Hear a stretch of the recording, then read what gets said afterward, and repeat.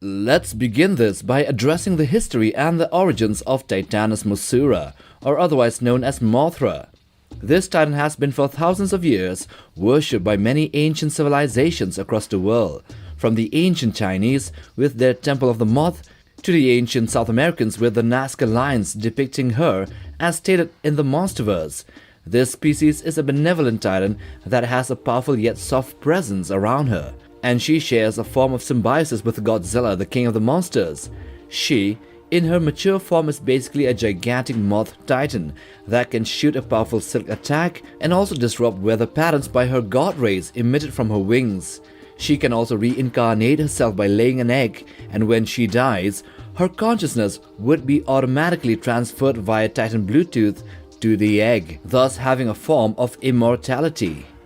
So the last Mothra that hatched out as a larva was in the Temple of the Moth during the King of the Monsters events, and she changed into her adult form within days, emerging out to address a world-ending threat in the form of Monster Zero. She would later assist Godzilla in Boston and would sacrifice herself to save the Big G, transferring her essence to his body in order to prevent Godzilla from a catastrophic meltdown. But before she went into battle, she laid an egg, and this egg was discovered later by Monarch, as was seen in the end credits after the movie. So that's the history of this beloved titan in a nutshell. So now coming to GxK, the New Empire. Now we do know for a fact that Mothra will appear again in her adult stage. So this means that the egg that was discovered by Monarch must have hatched, due to the moth titan inside of it sensing another world-ending cataclysm. Sensing this, she would hatch out as a larva and then would travel to the Hollow Earth via one of many of the Hollow Earth entry points or tunnels that are present all over the world. Check out our previous video if you want to know more about all these 20 or more locations of such portals. Anyway, Mothra would then have to make her way to a gigantic pyramid that is present inside the Hollow Earth, where the past and the existing humans there worship her as a deity, as is their custom that must have been for thousands of years. There, the pyramid and the whole complex of structures are bathed in a neon pink light, which signifies the presence of a powerful energy source. So here she will feed on this unique radiation source in order to morph faster into her adult stage.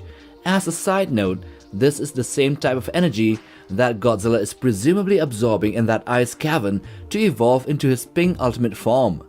Hence, coincidentally, this would still allow both the king and queen to be compatible with each other for a future form of symbiosis, meaning that if ever Godzilla should need Mothra's essence again, the moth would be able to deliver and the energy signatures would match. Okay, so my theory is, as by the trailer, Eileen Andrews stated that there was a signal that came from the Hollow Earth, and this is making both Kong and Godzilla scared for some reason. And as you know from Godzilla vs. Kong, Godzilla can sense these kind of things, signals coming from the earth, and even bioacoustic signals on the surface.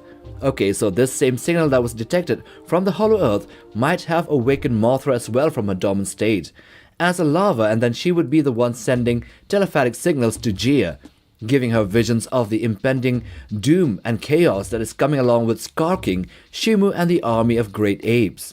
For some unknown reason, Mothra would know about Gia's ability to bond and communicate with Kong. Maybe because she is a titan that has been long known to communicate on a personal level with humans telepathically.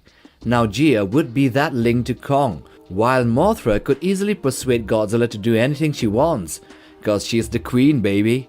As such, Mothra would therefore be the main connecting link between the Titans and the great apes later on, with the Titans meant to protect nature and the apes protecting humanity, and thus having a lasting peace, until Space Godzilla arrives. Ha, just kidding.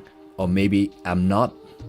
Kidding aside, Mothra would only be hatched by Gia's arrival in order to secure the carefully laid plan, and they would form a telepathic bond, and here the larva would emerge from the glowing cocoon as the adult imago form. After this, Mothra and Gia would travel to Egypt to stop Godzilla and Kong from killing each other, who are by then whooping each other's ass the same way they did in GvK, since they only have an uneasy truce with Godzilla having the surface world and Kong free to roam the underground realm. Now here Gia would communicate with Kong, as she always do, to persuade Kong to stop the fight, and Mothra would do the same and signal Godzilla for the need of an alliance, as she is the only Titan that can communicate with Godzilla due to her aforementioned symbiosis.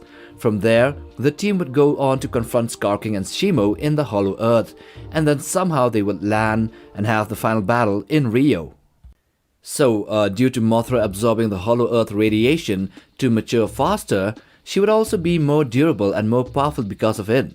There are rumors that she would indeed participate in a great battle on the ground, along with the other Titans and Zuko, against the Great Army of Apes or the Army of Great Apes, with the Queen of the Monsters showing her sassiness and abilities, whooping monkey butt all over the place. And no, she won't die, hopefully.